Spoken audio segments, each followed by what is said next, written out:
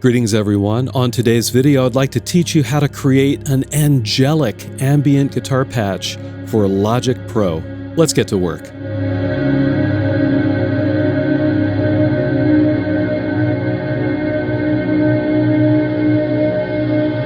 On a recent live stream, I performed live for about 47 minutes and I used this particular patch in Logic Pro. Afterwards, I got a lot of requests that I kind of break down the patch and show you how I got the sound.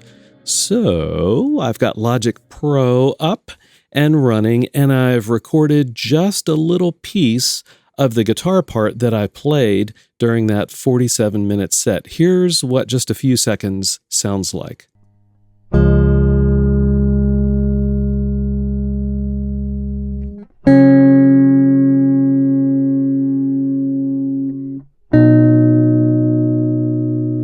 All right, that's kind of boring sounding, isn't it? Basically, what I did was I grabbed my guitar, I plugged it directly into my audio interface, and I just recorded directly into that track in Logic Pro, okay?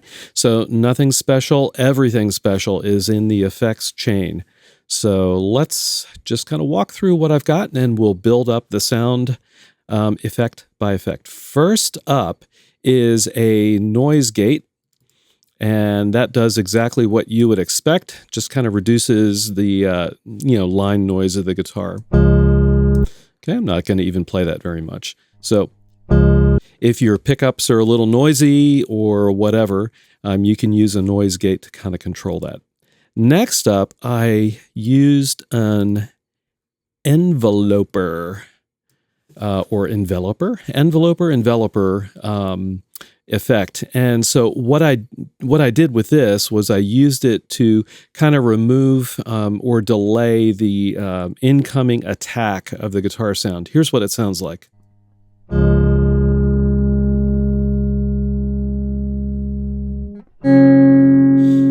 Okay, so it's kind of like an auto swell kind of thing, and you can see what I did with the attack.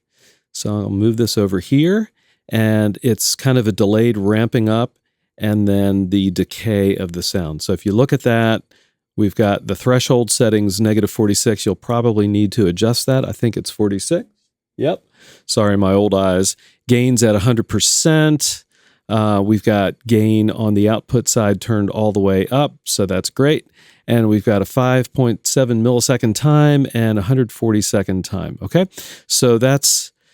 just take a peek at that. You can play around with that to match the particular attack dynamic of your guitar. Next up is the Pedalboard. Let's check that out. And what we've got going on here is a treble boost and a compressor, but they're actually, in my case, turned off. All right, so they're options that you can turn on. Now, you might be thinking, Bill, why did you set this up that way? Well, I will tell you. The way I actually started this patch was I just went to the amp modeling presets and selected Brit and Clean, okay? Brit and Clean, and that's what it gives you on the Pedalboard. So if you want a little bit more compression, you can kind of squash it. Let's check that out.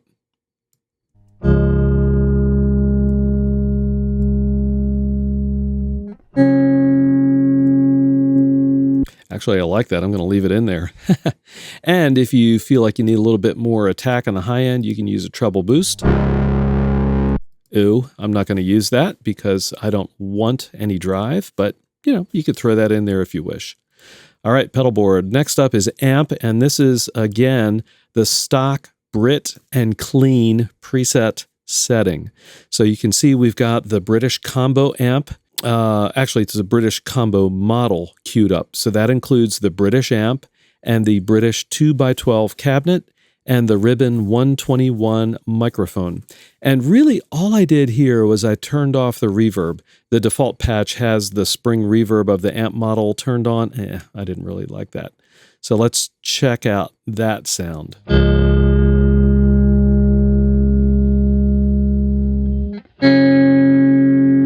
Cool. So it sounds a little bit more like I'm playing through an amp, a little bit more high end. You can see trebles turned up. We've got presence pretty high. So again, if you've got Logic Pro, just pull up that Brit and Clean preset and you'll see exactly what I am talking about. Next up also comes from the Brit and Clean preset, and that's the channel EQ. So you can see we've got some low tones rolled off. We've got little low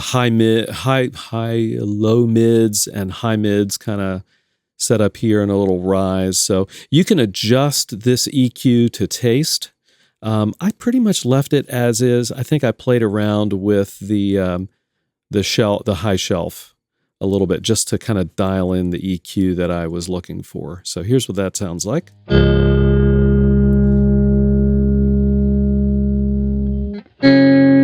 Okay, and you might be thinking, hey, this is still pretty boring. Okay, I'm going to bore you, though, for one more second, and that's with a compressor, and that's added actually after the amp model.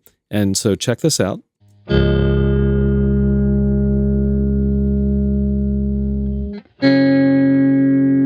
So you can hear what that's doing is just kind of smoothing out the dynamics. So in other words, it's reducing the difference between loud and soft and just making the overall tone smoother. All right, let's get into the fun stuff now. Next up is the tape delay. Okay, so you can see what I've got going on here is actually I've got the tempo sync set. If you don't want to synchronize to the tempo of your of Logic, you can turn that off and set the delay time however you wish. Anyhow, here's what the tape delay sounds like.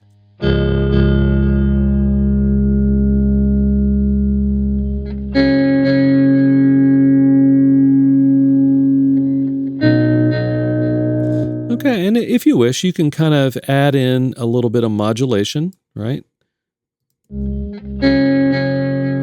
And maybe add in a little bit of flutter to kind of fake that tape delay kind of sound.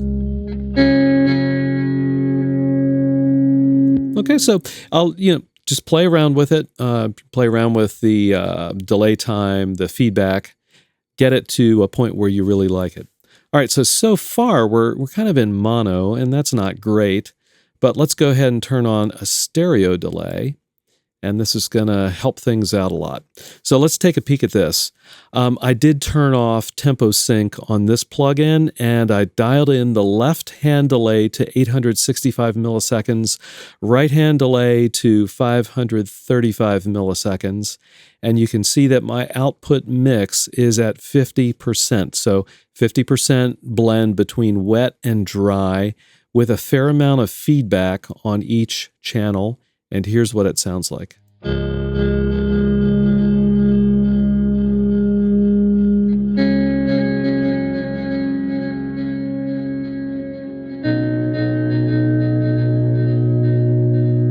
right. Not bad, not bad. So this is filling out my tone. It's still really boring though, and it's certainly nothing it's not angelic. So where do the angels come from? Well, they come from the Chromaverb plugin. And what I did on this, I tried to, stay fairly standard. So I selected a preset called reflective, actually it's called cavernous, and it uses the reflective hall reverb type. And let's check out what I did here. So cavernous, I believe, has a decay of about 10 seconds. Well, look what I did. I amped it up to about 82 seconds. Oh yeah. And I increased the distance some and the density some. And as you can see, I removed the dry signal and brought the wet signal up to 75%. In terms of details, I really didn't do anything on this page of the plugin. So that's pretty much all I did. I think I may have brought down this high end a little bit just to mellow out the reverb. But when you select cavernous, you'll see the default settings. Anyhow, let's check out what we get.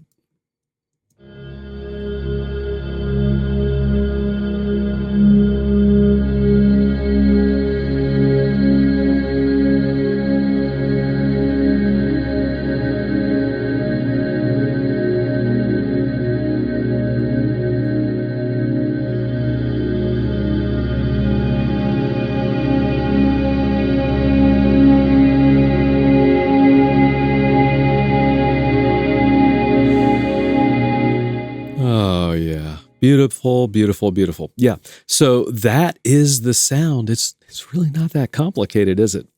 So again, if you watch the live stream replay, and I'll have the link at the end of this video and in the video description, you will see that there is a significant delay between when I actually pick a string and you kind of hear the sound emerging from the live stream. Some of that is just the delay in Logic Pro with how I had it set. Okay, but there is a delay when you're playing. So if you use this patch, you will be playing chords, single notes or whatever, and there's probably a 1 second, close to a second delay between the time you play a note and when you actually hear the sound. So do keep that in mind. You'll want to be thinking about how your chords, your lead lines translate into this sound as you're actually performing with it. Again, I hope you'll take a few minutes to watch the live stream replay and see what I did with this patch. As always, I would invite you to subscribe here on Chords of Orion. I've got lots of ambient guitar content coming every week. And as always, I'll see all of you on the next video.